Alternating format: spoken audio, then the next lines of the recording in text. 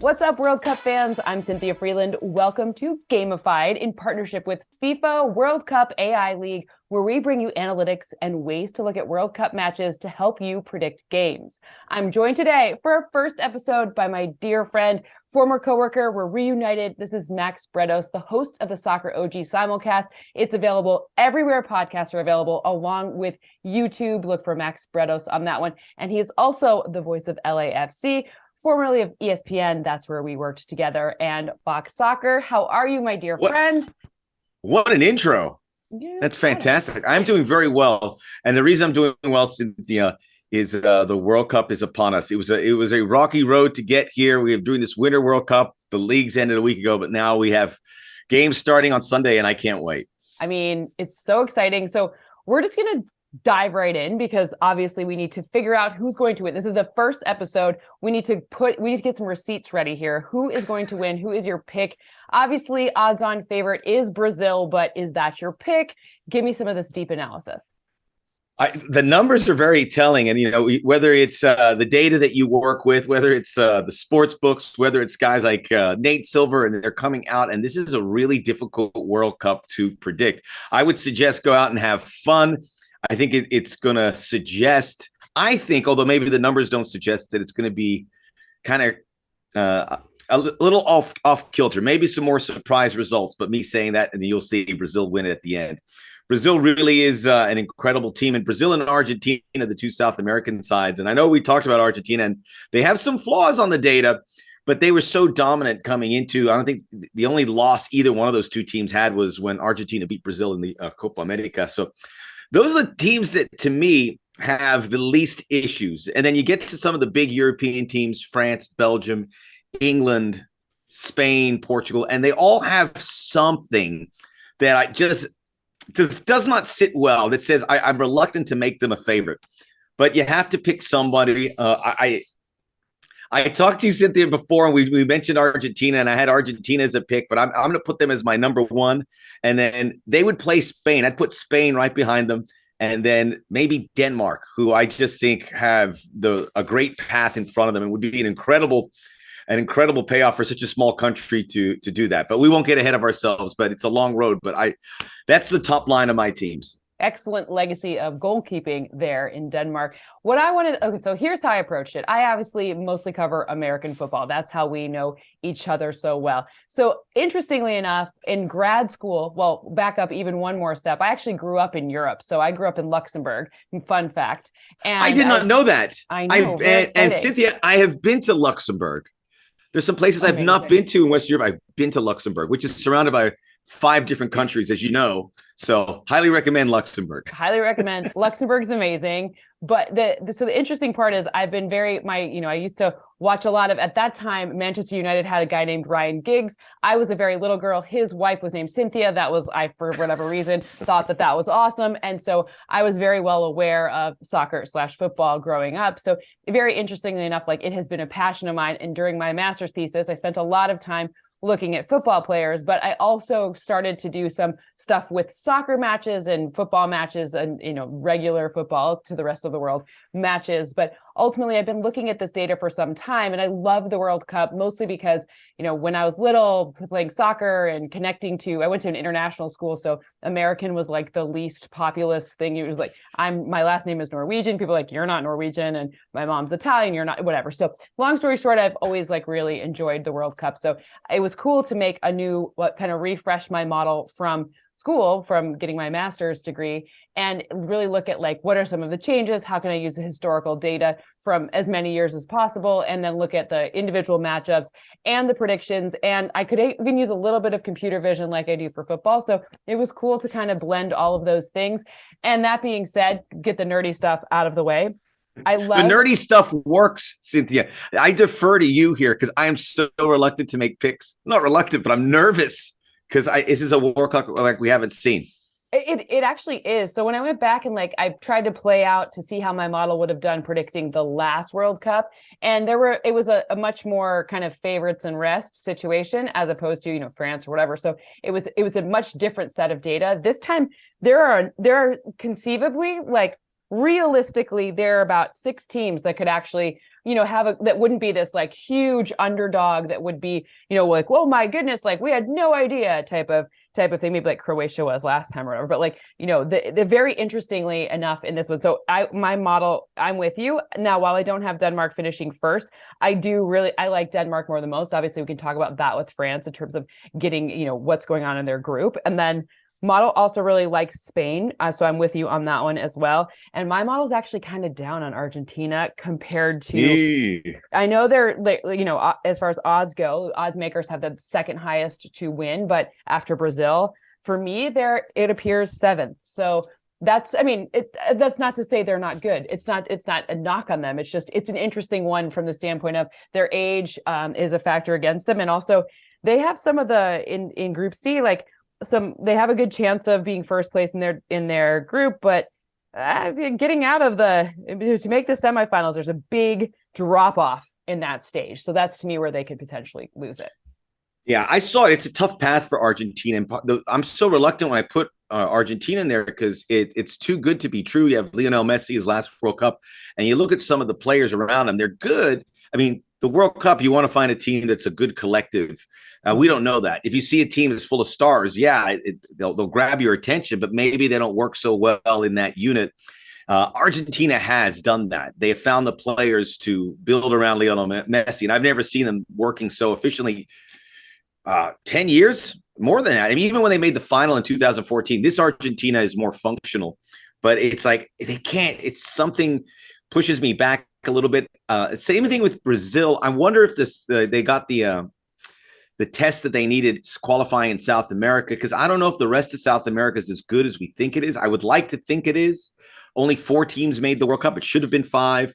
And Colombia and some of these big countries like Chile weren't able to make it. So I don't know if that's a reflection off of the qualifying for Argentina, Brazil, but I basically I'm talking to you. It seems like you could almost go Brazil versus the field. Is Brazil that strong of a number 1 candidate here?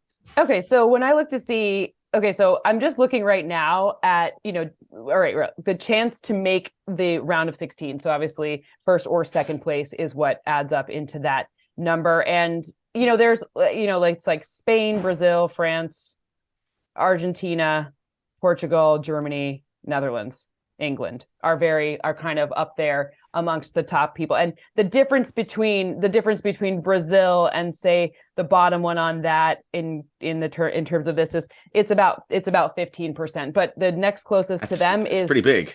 It's big, but that's between, I don't know, 8 different teams here. So, it's the 8 top tier, like just looking at the top 8. So it's Brazil just to make the round of 16. It has a significant advantage. Also the Group G, right? Like that's part of what's influencing that result too.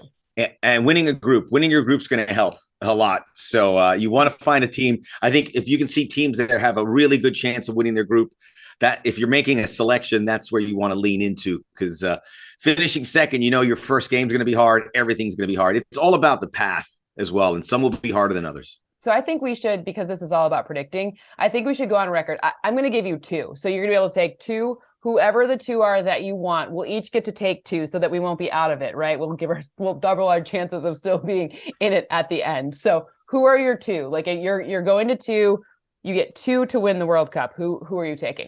Okay, so you've convinced me about Argentina. I'm so soft. I'm already backing out Argentina. So I'm going with my other 2 picks. And they're still they're not that top line team. So I feel good that there will be a nice payoff and I'll feel good and no one will duplicate these picks. Spain and Denmark. I love those 2. Those 2 are my favorite, but I'm going to go. I think that's what I was kind of thinking about when we were talking about this. But I think I'll go a little bit more like below the radar here. I'm going to go with, because we got to pick different ones. We can't. So I'm going to take the favorite Brazil, and then I'll do Netherlands too.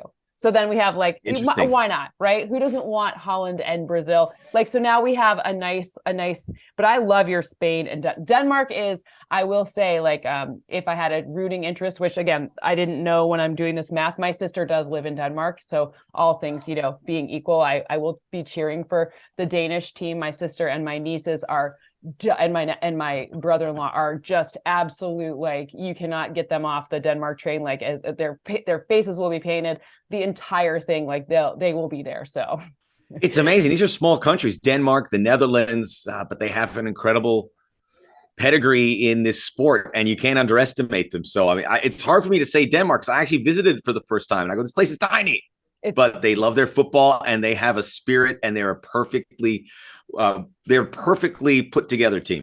Oh, they got a little bit of everything. I love it. Okay, so if you had to go outside of like the top, like if you had to give me a long shot, like someone outside of kind of these top 10 that you would think of, like just a long shot, like if you're, just someone who could get that like Croatia vibes like in there, who would your long shot be?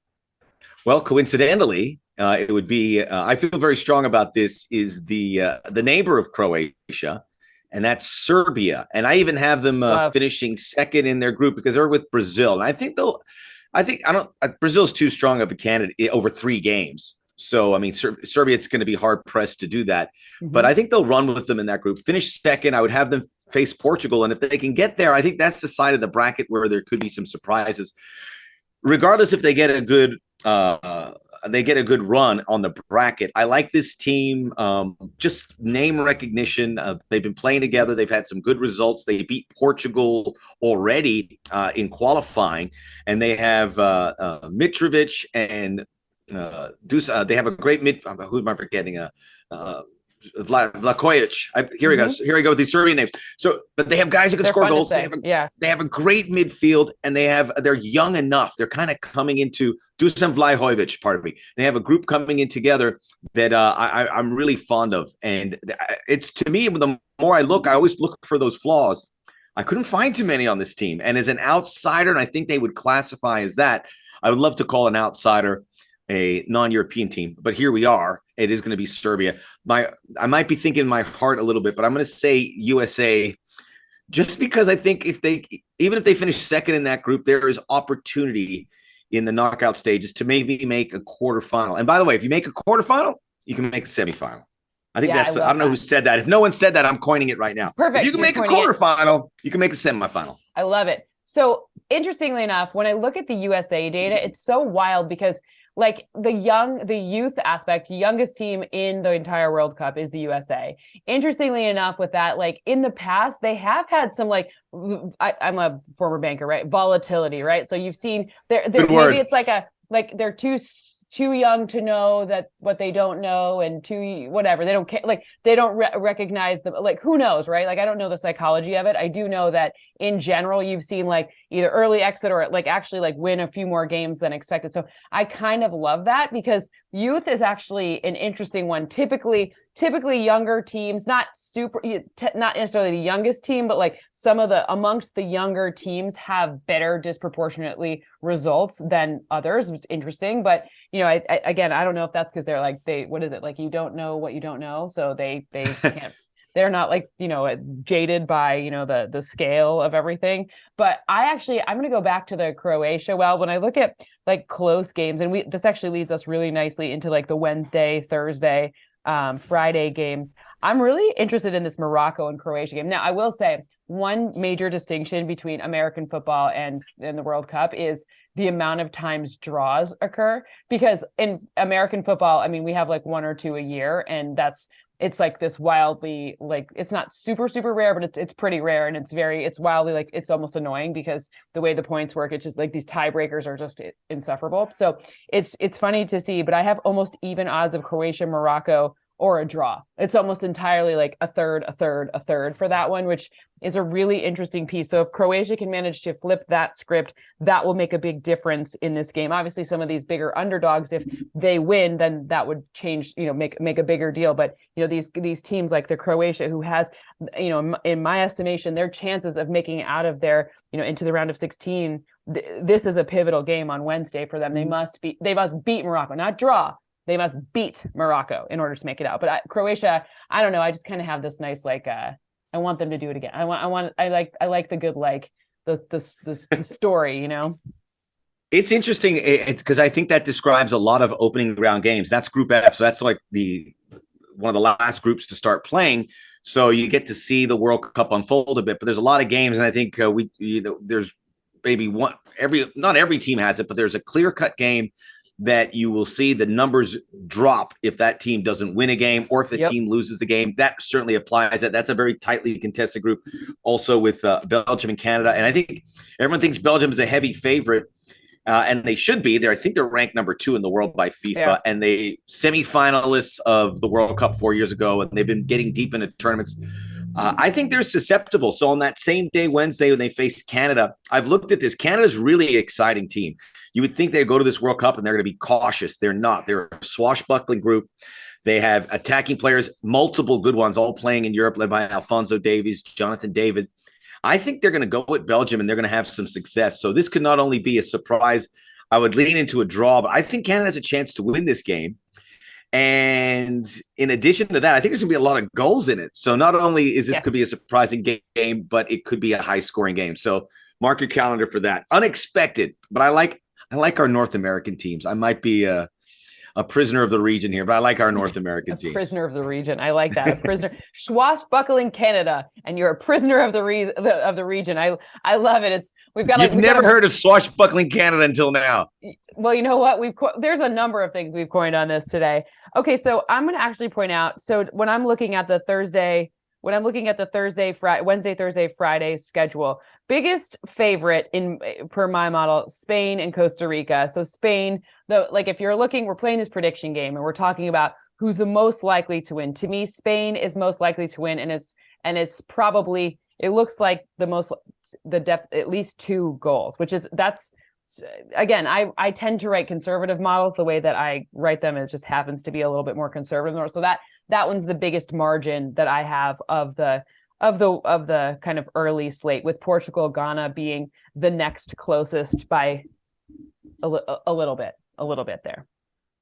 Portugal, good odds. That's on the Thursday games. Yep. Yeah, Portugal's they're really good, and but that's also going to be a tough group. Uruguay, South Korea. There's good things there's not a bad team in that group. So whereas, like you mentioned, Spain, all due respect to Costa Rica, Spain's expected to win that and probably win by multiple games. So they have a game that they feel that they can win. Portugal doesn't have that luxury. Ghana's going to be very competitive, Uruguay and South Korea. So, and those are going to be great groups to watch. So I think Group H, which is those 4 teams we mentioned, and Group F, which is Belgium, Canada, Morocco, Croatia, 4 teams that all could say, we could win this group. I don't think that's realistic, but they're all going to be feeling that way.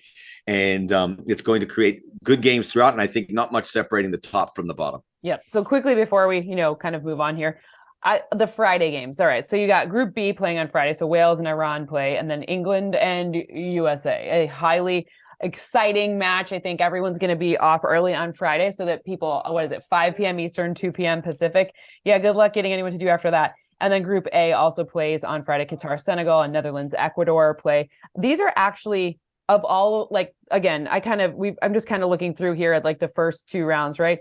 And this USA England game is so interesting to me for a number of reasons. But let's say, so full disclosure, we know editing works how it does, but we don't know what happens in these first games. So this could shift a little bit after these first. Good disclaimer, because then they're going to be, what are these guys talking about? But we did not know the scores of the early round games. If we knew, we would. You know what? I'm not going to hide it from you. If I knew, I would tell you. And if I knew, and the USA beat Wales, and I can't tell you, I'd be wearing a red, white, and blue shirt. But I don't want to. I'd look like a fool if I wore that now. Right. So we don't know. If they lost to Wales and I wore that. Exactly. So we don't know. So look, this is a really interesting game. England, obviously, it feels like no matter what, there's always monstrous expectations on England. World Cup, England, they invented the sport. This is, Harry Kane is everything, this whole thing. I actually have in that game, it's quite close for me. I like what I'm hearing. Win probability. Now, England is favored, rightfully so, but it's in the 40s, which means it's closer to that 30-30, 33-33-33 split than I was surprised. Now, again, if we see something weird or, of course, injuries in that first game, then, of course, not. But, looking at it now, that's a pretty wild thing. And by the way, Wales and Iran, that's almost a 33 as well, which will be important because obviously the way that the points work, USA, if you're a USA fan, you'd like them to minimize the points for everyone else. I don't know if I could say the USA are going to beat England, but maybe when that draw came out, people thought, oh, England runs right through the US 3-4 zip. I don't think that's going to happen. It's going to be competitive till the end. I think the US are going to be in it. They know where to attack England. There's several Americans who play in the Premier League. Brendan Aronson, Tyler Adams, who play at Leeds United. You have Tim Ream and Anthony Robbins, who play at Fulham. So they've seen these English guys. They've played alongside them. They've played with them in many cases. I think the U.S. will be ready. They know that that's been circled. They've had such a history over England in World Cups. Never lost to them in their previous meetings. It's not a lot, but they've never lost. So that's something that they can really hang their hat on. I think it'll play with the English too. I will say this, Cynthia, I've never been more confident of a game ending scoreless, and even more so with your data, than Wales-Iran. I see it clear as day. 0-0, 0-0, however you want to call it, Wales-Iran. Not exactly a game that they're going to send for the World Cup time capsule. It's going to be dreary. I'll watch all of it because I'm a glutton for punishment. But I would be shocked if I see a goal in that, because neither of the teams like to possess. So they're going to almost say, "You take the ball." No, you take the ball. Okay, they're counterattacking teams, and they might be stuck in the mud. I mean, look, I'm curious about goaltending. I will tell you, when I look through this team and I look through all of the different, I don't know, you see where these people play. I'm with you. I'm just very interested in seeing how that's going to look like, just some changes. It's funny to watch some of these people when you try to model someone who plays in the Premier League versus someone who plays in America. Well, it's like it's like in like I said, I have to do my NFL analogy. It's like, college and NFL, it can be that dramatic in some cases. So, there's a lot of volatility, but the youth does help. And I don't know, I'm excited to see who ends up emerging as the American favorite. Obviously watching over here, that matters, but also, I've been told that in terms of personality, the one that I would like the most is Brendan Aronson. That based on my friends at in the industry, I'm like, well, who am I cheering for? Who's my dude? And they're like, 100%, it's Brendan Aronson. He's 4 years old, aka 22, but plays in Leeds, and so I'm actually very interested. And plus, I'm a runner, so he has a high motor. These are words we use in football. Right? The ties that bind here, Cynthia, I love it. Even that you're hitting the pavement and running just like Brendan does. I think he's going to play. He's got hopefully a big star. Maybe he's already been a star in that Wales game. We don't know. We're just propelling him. He probably is. Listen, he probably is. This is old news. This is old news. Old news. No, look, I will say, and again, we're wrong here, but I'm happy to be wrong. We'll talk about the reason for it. But I'm looking through, and obviously I was trying to figure out what's going on with each one of these teams, and to be honest with you, in fairness, if Wales weren't in the same group as America, I like Wales. I had a lot of fun in Wales. My friends are Welsh. I went to an international school. My friend Lori Lloyd, she's very Welsh. So what is your friend's name? Lori Lloyd. That is the prototypical Welsh name right there. Sounds like No, you do it. Because the Welsh love to sing. So the names are like Lori Lloyd or Evan Evans. Exactly. And John Jones. So they have a nice sing-song element to it. I love the Welsh. It's a wonderful place. And I wish they were in another group. That's all I can say. Yeah, no, but the point is, I think the U.S. has the best chance of getting out into the round of 16 if they can at least draw with Wales. We can't lose. I'll take it. I'll take it. You don't want a loss would be horrible. A win would be absolutely majestic, but a draw, we can work with that. I will say, and this is the one thing I'd say about the U.S. I think out of Wales, Iran, and U.S., they're all going to play England. I think the U.S. has the best shot against England to get something. I think England's going to be pretty convincing over the other two. And I know that maybe I'm wearing my red, white, and blue glasses, but the U.S. has a different level of talent. We just said it. It's a very young team, and maybe it's a bit naive of a team, but health-wise and across the board, everyone is envious of what the U.S. have. They are coming in here with a full deck. I love it. All right. Well, just, again, one more before we get out of here, before we kind of get going on this. And I really appreciate your time and effort and energy, like really appreciate. And I know this is, we said we were going to talk about Saturday games, but I feel like we need to talk about France and Denmark on Saturday, because that one's like a really pivotal game. Obviously, France is favored in this matchup. I'm really interested, like, first of all, in Denmark, like, you know, there is no, like, Schmeichel, it means like everything, like, you know, like this is it's very interesting. Casper, obviously the son of the prolific. Yeah, they still have a Schmeichel, but he's been laboring a little bit. I mean, he's not my favorite goalkeeper in this. I mean, I like him, but he's not. If there's 32 goalkeepers, he's on the back end of it, if in my estimation. But I like them for other reasons. Right, but I mean, he's a prolific name. And it's interesting because I actually think some of how he plays is going to be, when I look to see where there are spots to exploit or not exploit, it will be, how do we figure out this goaltending situation? Goaltending is fascinating to me because for many reasons, it's kind of, in some ways, like, you know, like if there's one position where like you can see where there's like a big drop in like the total overall for the score or not, like it looks to me like some of this goaltending is interesting. So I have France winning that one, but the chances of it being a draw really help Denmark, our little engine that could. Yeah, I would like to think Denmark can win that game. France have some injuries, but they're so deep that they can absorb the injuries. But they lost Christopher and Cuckoo, and now they just lost Karim Benzema. Pardon me. They're both forwards, but then they have so many other guys. You're like, wait a minute, I don't think they're going to really feel it. But there's some issues. They're missing their two midfielders that were pivotal in them winning the World Cup 4 years ago. I think winning a World Cup twice. I'm way too in on Denmark. I know I'm going to eat this one at some point because I'm not only picking them to go to the final, I'm picking them to win this group.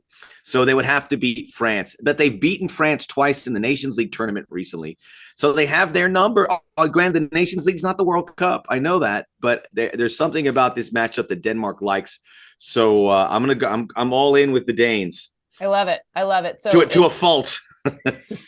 You know what? So am I, and to a familial fault. But literally, my family is there. So you can fall back on your family. I'll just get ridiculed because I'm some Cuban kid in LA. I trying to find the Danish party and go, you're not invited. I go, but I picked you guys. I go, it doesn't matter.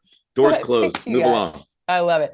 All right. Well, listen, we've got some great predictions, and you can pick against both me and Max. Find us. So I'm Cynthia Frelund. You're at Max Bretos, right? Just your full name. Yeah, Max Bretos put together. No breaks in the words. No spaces. Don't need spaces. It's FIFA efficiency. World Cup AILeague.com. That's where you can find us. And you can also do it with Twitter. I'm at C Frelund. He's at Max Bretos Sports. It's going to be a lot of fun. And I really appreciate your time, my dear friend. Thank you for being here. And we'll keep checking back in as this thing unfolds. Have fun watching the games. You know, maybe on Friday we can watch that game together. I'll be down the street. We'll figure it out. And by the way, Saturday. That game's a lot of fun. I've already been on the website, and just picking is a lot of fun. It'll keep you on your toes. It's different than what I've seen. I have filled out so many brackets, and it gets dreck and dreary. This was like, oh, I have to think about this, and I like it. And it's a great layout. It's very interactive. So get out and play and see if you can beat me. I doubt you can. FIFA World Cup AILeague.com. That's where you can play against us. Thank you so much. I will see you soon, my friend.